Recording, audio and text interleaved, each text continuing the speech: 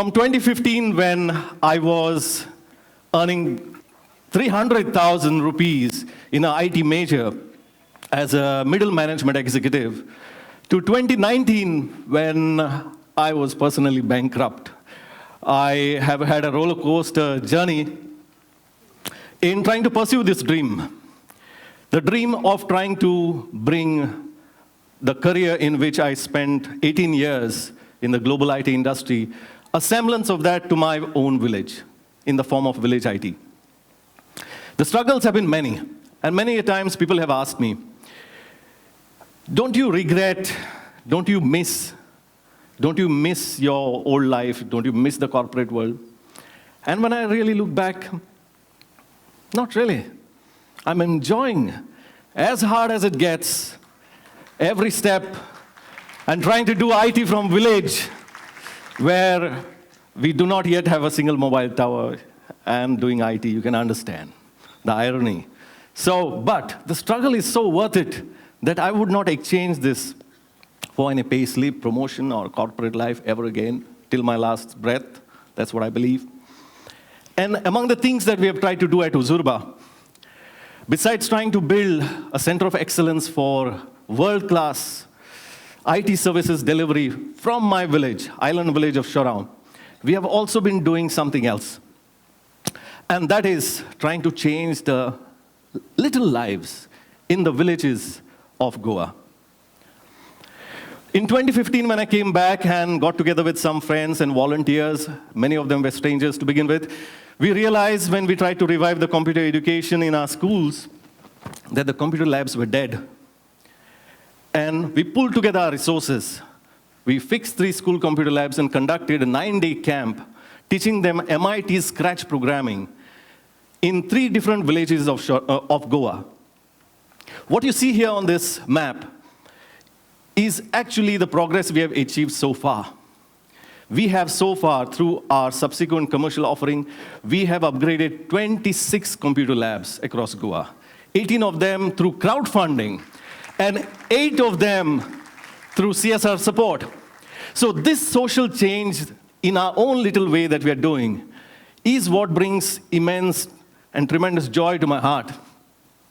And when I still look further back on my life, I realized there were 3 to 4 key life events or moments which serve as the connecting dots to where I am today. One was unexpectedly involving an Assamese rock musician in Pune. Another was me sitting atop the Shorround Hill with a laptop on my lap in 2008. Another was catastrophic disasters, educational disasters in 1990. And if I trace it further back to my childhood, it was about growing in a naturally abundant village. So beautiful that many of you who have grown in villages or spent a little time in villages maybe would be able to relate to it.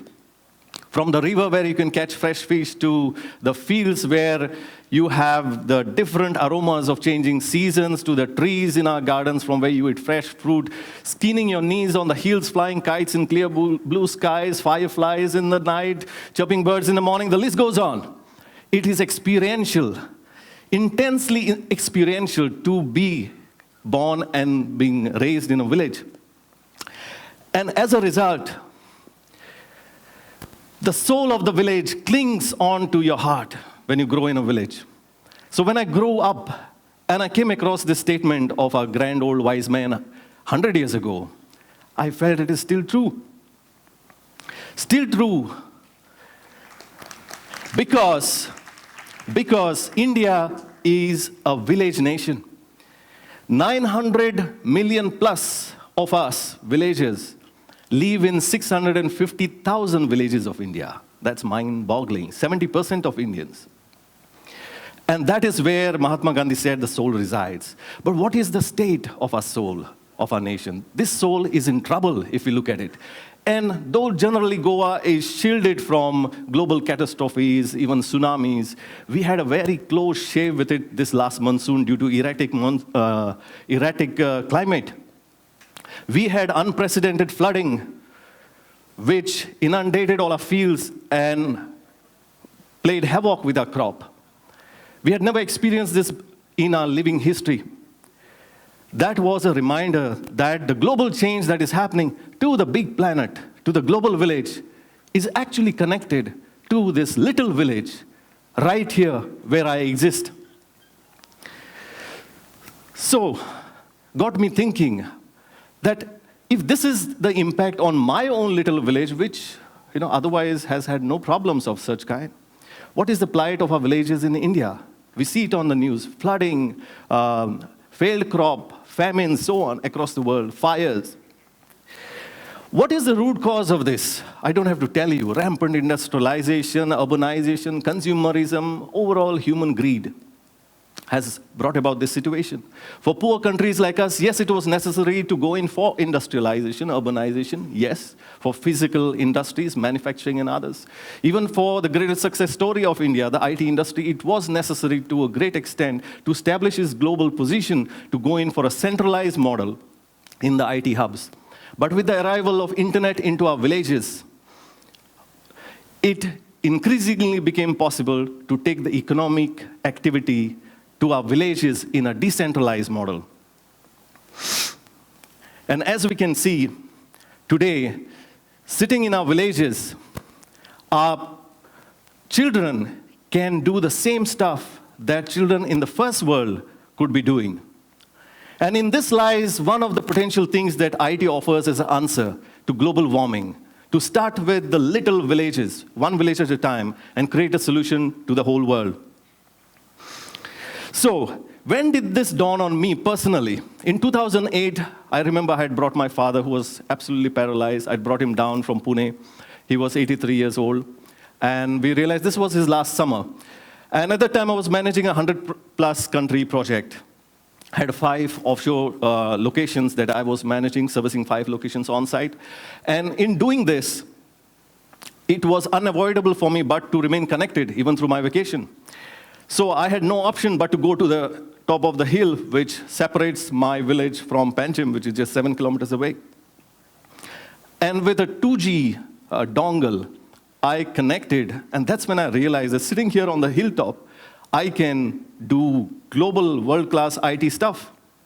And if I can do this up on the hill, if I could just extend this down to the village that I see here, I could do the same thing. My villagers could do the same thing. And that became an eye-opener for me. From there on, I went about reading more. I read about bottom of the pyramid concept of Professor C.K. Prahlad. I read about The Alchemist. I read about Mahatma Gandhi's self-sustaining villages concept. And through that, evolved this concept of village IT that I sent out to my company, other companies, to Goa government, successive 2 governments, published in local publication. But as you can understand, it wasn't a priority. So a point came wherein it was boiling inside that if nobody else, then I should do something about it. And the spark to set that fire happened unexpectedly in an event in Pune called Pune Inspire, wherein this young Assamese musician played his Assamese rock song called Tezi Mola. If you get a chance, check it out on SoundCloud. It's beautiful. When that happened, after sessions of inspirational speakers that had preceded him, who were no longer following quarterly targets, who were no longer in the rat race, but who had dedicated their lives to social change, that is when I realized this is my calling. And within a year, I had quit Infosys and come back to Goa. Through our Association of Goa IT Professionals, we pursued policy changes through the government, enabled them, pressurized them. Then we took up this project in schools called Project Geet, Goans Empowered with IT. This is one of the events. So in this Project Geet, we conducted 5 summer vacation camps, in which 500 village kids who had, many of them who had never touched a keyboard of the computer, they got an opportunity to learn MIT Scratch programming. And that was all made possible by this little device that I hold here in my hand. This is called the Raspberry Pi. It replaces your big box CPU, most of which are dead in a computer lab. With this, as you can see the systems in this picture, we could conduct this technology exposure sessions for 500 plus village kids over 5 seasons. And the reality is, for as low as just $1,000, An entire school lab can be upgraded today using Raspberry Pi. Realizing that we need to do something on our own beyond this, this is my ghost house that we converted into this from 2017, at the start of 2017 to the end of 2017. And that is where Uzurva began, with 1 employee, then we added 2 more, and today I have a strong team of 9 team members that you can see here brightly smiling. Our aspiration and our objective is not to be doing run-of-the-mill, substandard, mediocre stuff. We aspire to be the best in the game, better than the best, to be of world-class quality. And as you can see, the surroundings in which we work, where peacocks play in the field that you see behind the scene. On the trees on the left, you have pelican birds coming and making their noises. So it's an absolute paradise to be doing IT in. Well, was this really an easy job? It wasn't. We face many challenges, right from internet. In our state, we have this phobia, paranoia about cancer from mobile towers. So I addressed this in the Gram Sabha, in the open town hall. We overcame the challenges of the talent availability, starting from the basics, using online tools to scale up a team from the rock bottom to bring them to the current level of being top grade.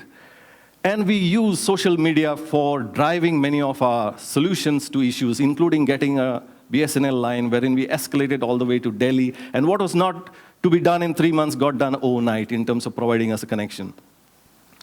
But you see, all these challenges, and they continue even today, okay? All these challenges are not too big when your steel has been forged in real severe fire at a very young age. This is the first turning point of my life in 1990. I had failed after topping in 10th. I had failed twice in 12th. In between these failures, my father, uneducated man, but he had the foresight, put me for a computer training course here in Panjim Market. So the site was this on the first day that we arrived at the institute. We were at the back of a public carrier rickshaw full of my father's bags. He was a bag maker, full of gunny bags with his bags, and other village ladies with their flowers and with their mangoes and produce and fish. And we were going to learn computers. Okay. So that thing that my father did, okay, the 6 square feet in which I spent 6 months learning computer programming is what ensured that I did not go 6 feet under like many unfortunate brethren and peers and friends of mine in our village. So with that kind of a foundation, when you have gone through double failure, not just single, and you have turned around and finished a diploma and become a mechanical engineer 6 years later, okay, with distinction, nothing is impossible. And this same inspiration, this same transformational power of computers is what we want to take to our village kids. That is where we today are working on this Goa to Mars mission that we have taken onto ourselves. Objective of this is to inspire the village kids, especially in Goa, as to who would be the first one among them to go to outer space. Who would be the first Goan raised in Goa who would make it to moon? Who would make it to Mars? And this is a complete package of hardware, software, training material, live session at the schools, online learning material, remote support over WhatsApp, email, phone calls, you name it, using computer and internet technologies to inspire and transform the village, the little village lives. My friends, this work that we are doing, just imagine if just 5% of India's 650,000 villages, just 5% of these villages, were to create an IT workforce of just 40 employees per village. We would have how many employees? More than 1 million workers we would have, doing modern stuff, having modern livelihoods right in our villages. And they would be generating a revenue of $5 billion US dollars a year. Imagine the scale. And as this spreads out throughout our nation, we would have made a huge progress taken a huge leap forward in reviving our villages once again, bringing the brain drain that we have suffered back, reversing it, bringing the intellect back, reviving the culture, reviving the identity of our villages. One village at a time, we can reclaim the soul of our nation. For this grand old man said that the future of our country lies in self-sustaining villages. We have failed so far, but it is time we do it. For by reclaiming one village at a time, we can salvage our global village from a real village to the global village. So, my friends, after having been through this journey for the last near 5 years now, if I introspect, I can only say the joy is priceless. And if I were to die tonight, I would go very happily, with no regrets of unfulfilled life dreams, to eternity. No regrets. Thank you.